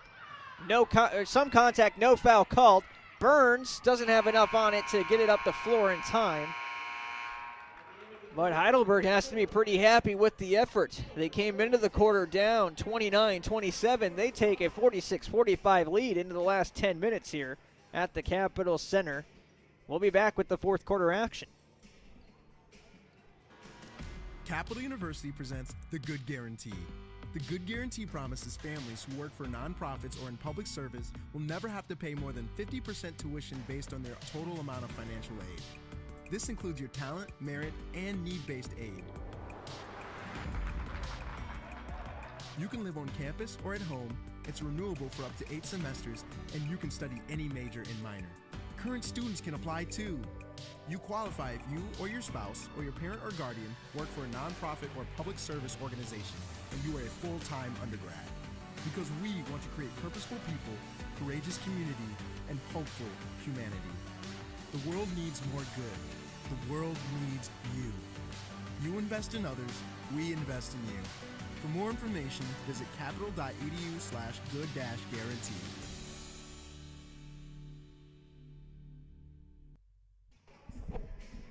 Well, let's see what the Crusaders have for us here in the last 10 minutes.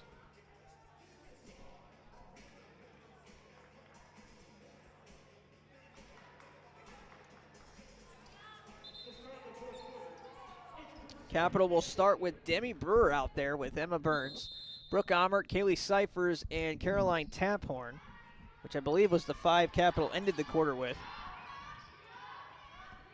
They get possession to start the quarter and a chance to take the lead back. Taphorn on left wing. Over to Cyphers now in the low block. Cyphers, no good. Brewer got a tip on it, but it's going to go the other way. Beamer has been the hot hand. 12 points in the third quarter, and she misses here. Fortunately, Brewer ties it up. Heidelberg will get possession on the arrow, but at least you always want that arrow in your possession here at the end of the game. So Capital does at least flip it early in the quarter.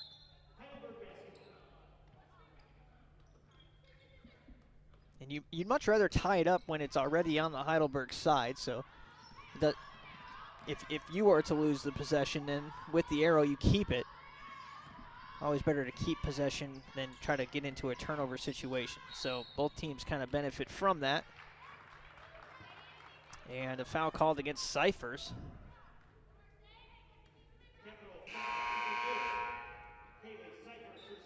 That's her second. Linder checks back in for Burns. Walter and Cheney are both out there for Heidelberg with 3 fouls. Keep that in mind here. First free throw is good.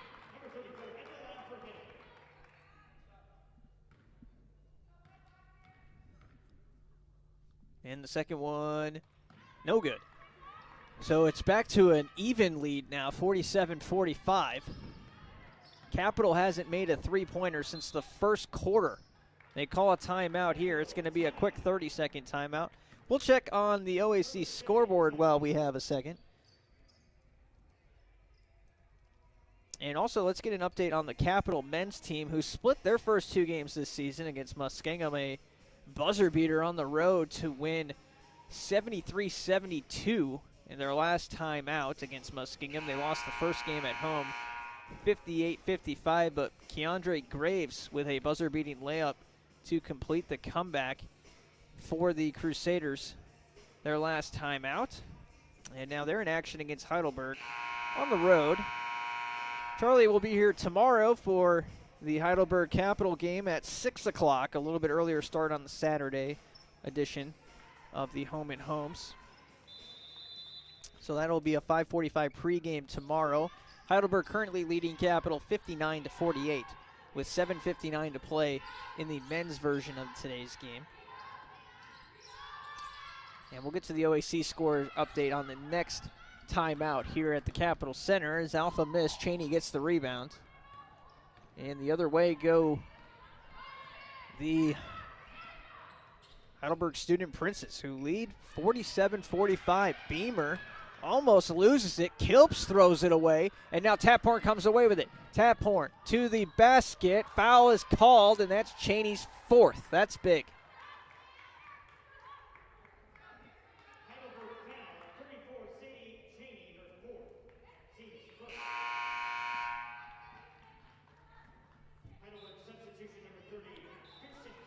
So Taphorn will head to the free throw line with a chance to tie the game. Caroline in her career is 72%. 130 for 180.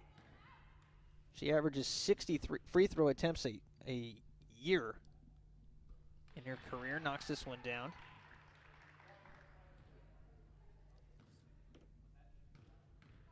Immensely talented, been a very good defender throughout her career. Her offense kind of took off last season, did Tap Horn, as Caroline averaged 6.7 points per game with 4.4 assists per game and 3.7 rebounds per game her junior year. Was a big distributor, getting everybody involved last season, and now Capital feels like has a bunch of point guards. 3 ball from Heidelberg, no good. Kaylee Retos with the shot, no good, and now Brewer on the other side gets the layup. And Capital's quick strike right there, 4 quick points, put them back in front, 49-47, and now a timeout is called, a full timeout from Capital. We'll take a brief timeout. We'll come back with some OAC scores, and we have 8:04 left to play here. Capital back in front, 49-47. For all those MBA seekers out there, for the junior exec who'd rather be senior, for the VP yearning to be CEO, and for everyone who'd call their job not just a profession, but a passion. Capital University's MBA program was built exclusively for professionals, experienced faculty, flexible schedules, and classmates you'll soon consider colleagues. Learn more at capital.edu/MBA. The Capital University MBA, for those driven to do more. As Miley Cyrus serenades us, we're back at the Capitol Center. Wilmington all over Muskingum, 81-56. 8 minutes to play in that one as well. Baldwin Wallace has climbed back, and they are now ahead 50-48. That one could come down to the wire against Marietta. 7 minutes left to play there, and with 5 minutes left over in Westerville, Otterbein clobbering Ohio Northern 68-42. All these teams again will play tomorrow. 6 o'clock starts at the other site from the away team today. 49-47, Heidelberg trying to tie this thing back up. Beamer from the right elbow, no good. And Kaylee Cyphers grabs the rebound. Cyphers and Amert out there together. Just as I mentioned, Amert, she is not able to bring that one down as she was thinking about 2 points before securing the ball. 49-47 remains our score. And the Berg will try it again with 2 freshmen on the floor, both Retos and Clara Smith. Smith looking for Walter. Cyphers takes it away. They're going to call a foul against Walter, so that's her 4th. Cheney already has 4.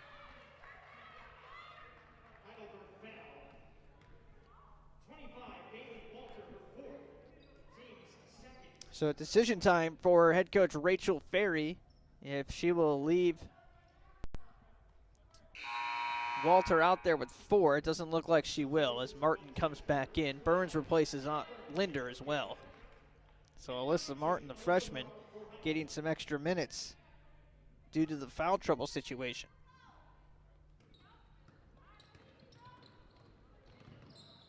Brewer quickly gets it to Burns for 3. Yes! That's the first 3-pointer for Capital since the first quarter.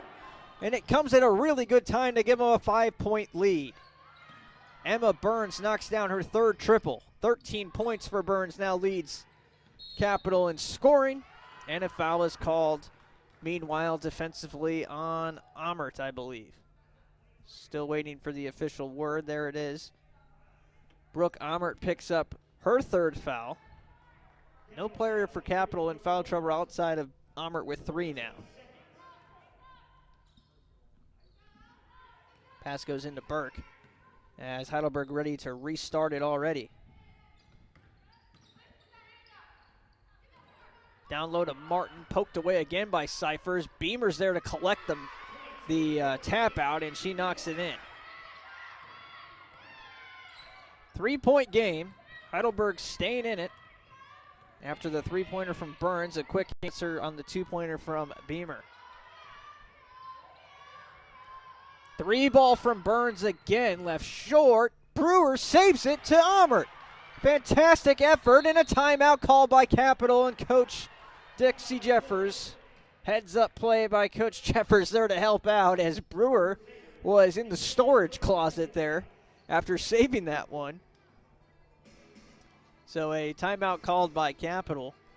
They're now 5 of 18 for 3, so they had missed 10 consecutive three-pointers before Burns knocked that one down. That is huge.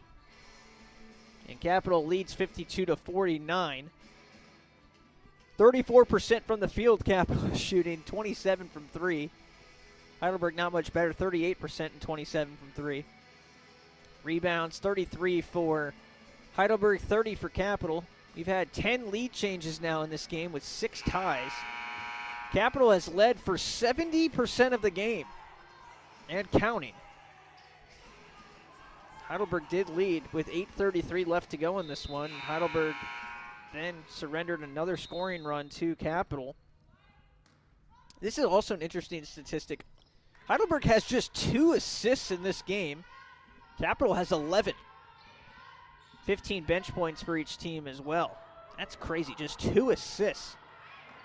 On the other side, Brooke Beamer with 18 points. Coming away with that loose ball, gives it over to Kilps. Left it short, Martin cleans it up. Capital leads by 1. Brewer will bring it across the timeline.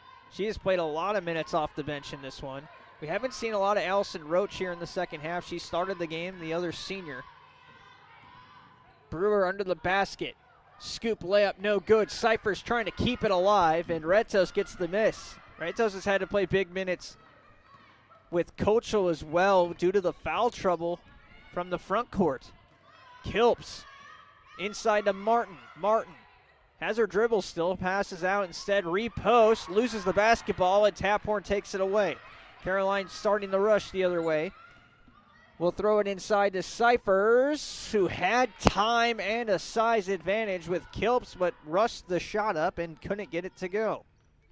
So we reset again the other way. By the way, for Taphorn, that's her 3rd steal already. Make it 4 as she gets the last bucket there, or the last takeaway for the Crusaders. Now a three-pointer's missed. Taphorn gets the rebound. Under 5 to play. Taphorn loses it. Beamer cleans her pocket and misses on the other side. Gets her own miss. Puts it back up and it's good. Brooke Beamer getting too many chances. 20 points now for Brooke Beamer. 53-52. Heidelberg is out in front. Burns gets the screen from Amert. Now drives into the lane. Floater, no good. Kilps rebound. Heidelberg with a chance to extend their lead, and a foul is called against Amert. And Amert will head to the bench. Roach, Duguid, and Linder check back in.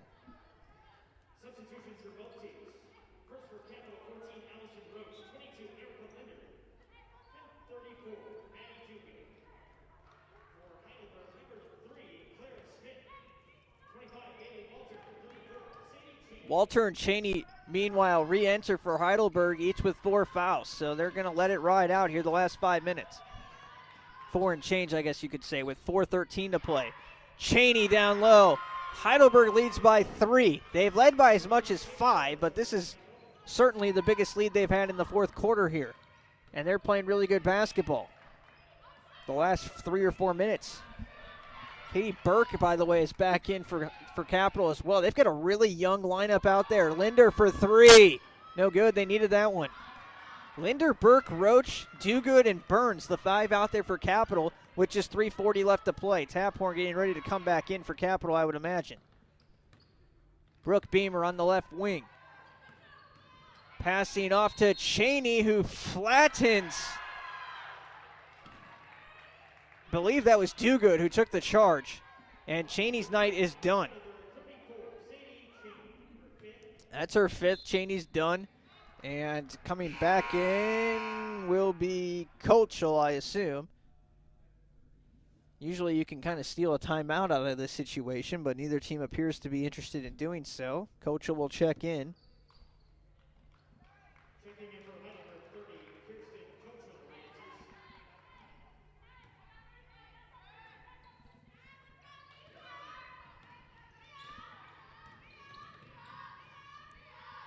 55-52. Capital can tie it with a three. Burns throws it away, trying to spin a pass into Dogood.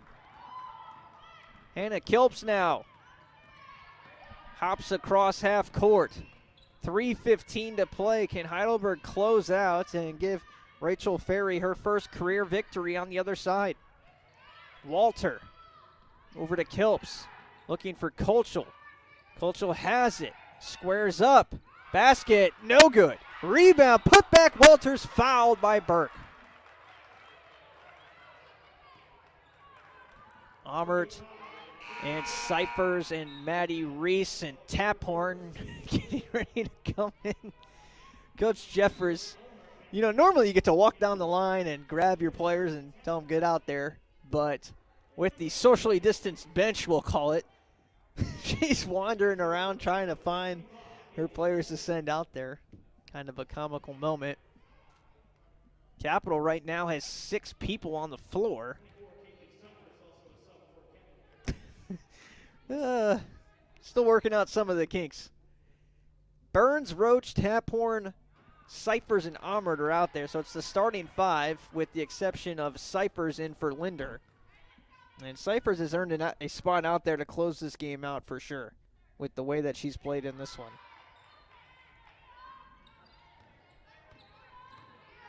56-52. Capital's got to turn it on here. 2:40 to play. Taphorn, Cyphers. Cyphers gets a free layup because Walter didn't want to foul out there, but I don't know if you just give up a free basket in a 4-point game, even if you have no fouls to give. Beamer, that's a big-time shot. The senior with the 3-ball. And Brooke Beamer matches Heidelberg's largest lead with 5. And she knocks down another triple. 23 points for Brooke Beamer. Emma Burns now drives baseline. She is fouled by Kolchel. That is the 4th team foul. So both teams will be in the bonus now from here on out. Linder checks in for Burns now.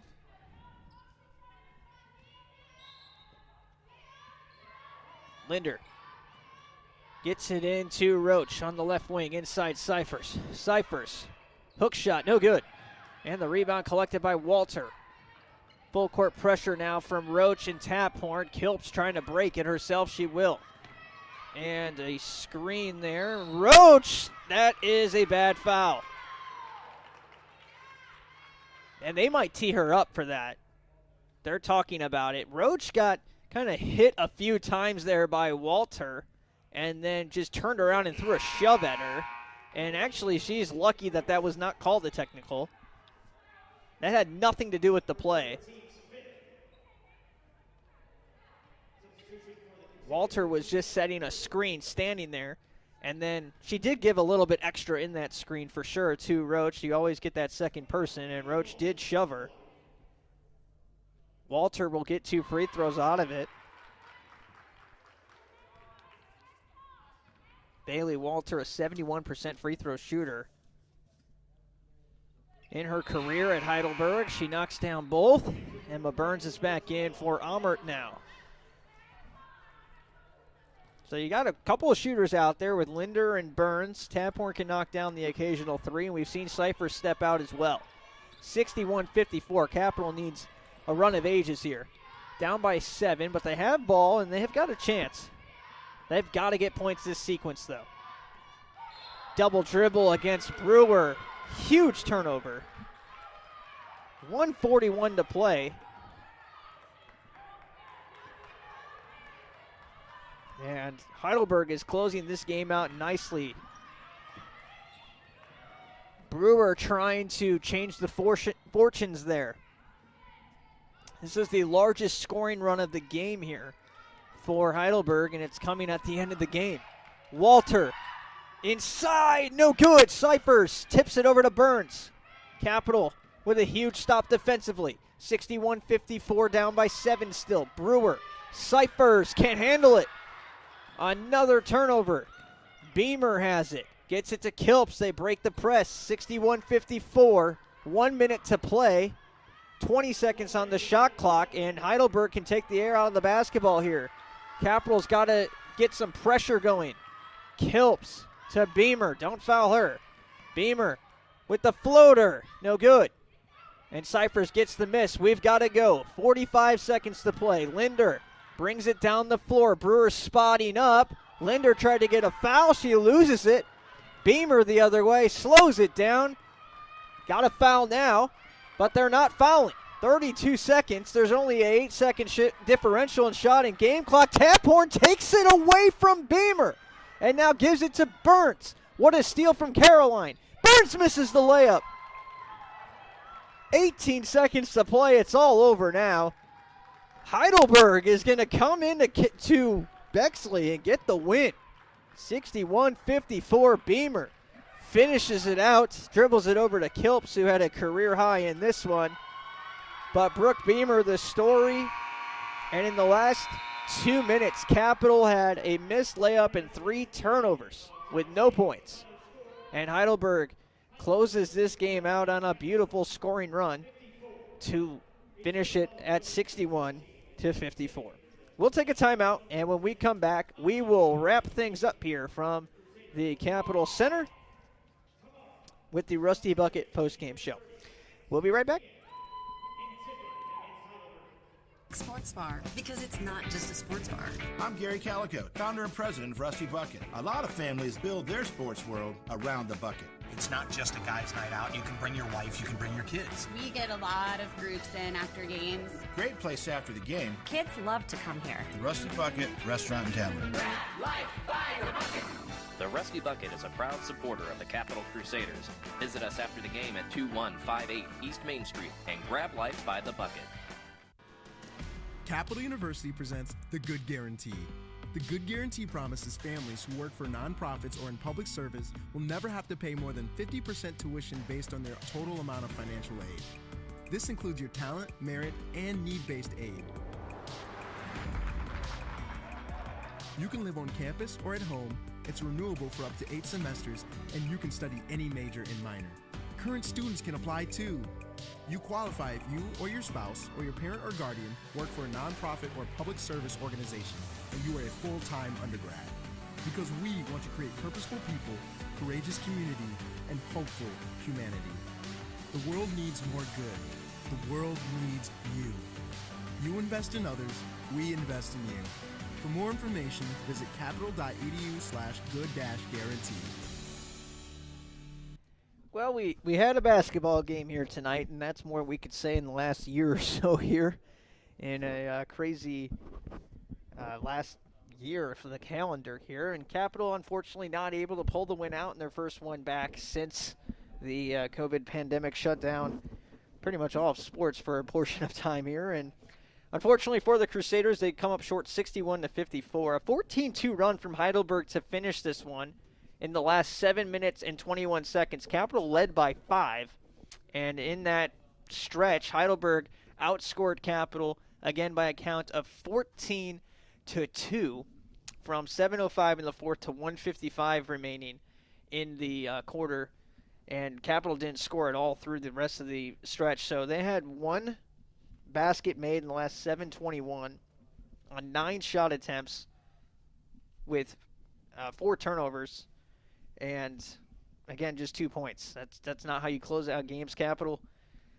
We'll have to work on that, obviously. And this is tough. It's tough coming back and playing in your first game in a while. Heidelberg did get 2 games in over the weekend, so they had a little bit of some rust kicked off already. Capital, not so much. And it showed definitely in parts of that second quarter, parts of the fourth quarter, and in parts of the third quarter as well. So for Capital.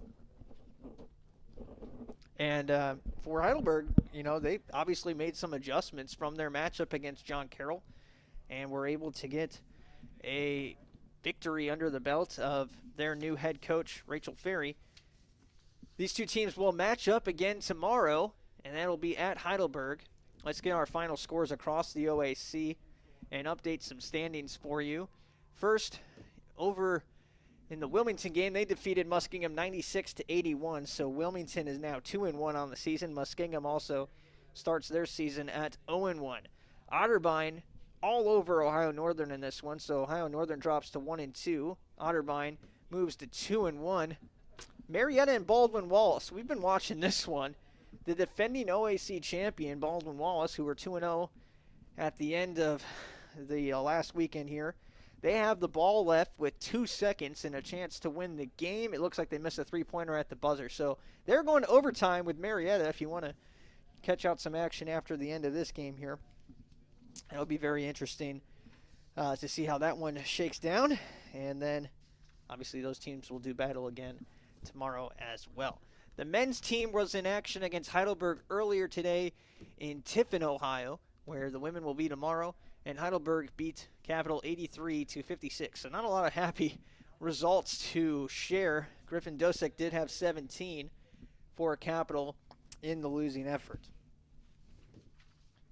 So Capital, again, coming up short, 61-54, your final score here. Capital's player of the game. We're going to give it to Emma Burns, who knocked down her 90th career three-point shot for Capital in this game. She led the way with 13 points and also played in 38 minutes. She had 4 rebounds, assist, a steal, and a block as well in this one. Before we leave you, we'd like to give one more thank you to all of our sponsors who support the broadcast. First, the Byers Airport Subaru, who brought today's pregame show. The Army ROTC, which brought you the halftime show. And the Rusty Bucket, the sponsor of today's postgame show. We'd also like to thank Pepsi, Dill's Greenhouse, and the Ohio State Wexner Medical Center. That'll do it from the Capital Center. We will be back tomorrow night with the men's game against Heidelberg. That will be a 5:45 pregame show, 6 o'clock tip here at the Capital Center. And our next women's broadcast will be on Saturday, February 6th, when Wilmington is in town for Game 2 of that home-and-home sequence here at the Capital Center. Other than that, we wish you a good night. We were glad to be able to bring you some basketball action on the women's side finally here. It's been too long. And hopefully we will bring you a win the next time here at the Capital Center. I'm Jimmy Bloomfield. Thanks, everyone out there, and have a great rest of your night and great weekend.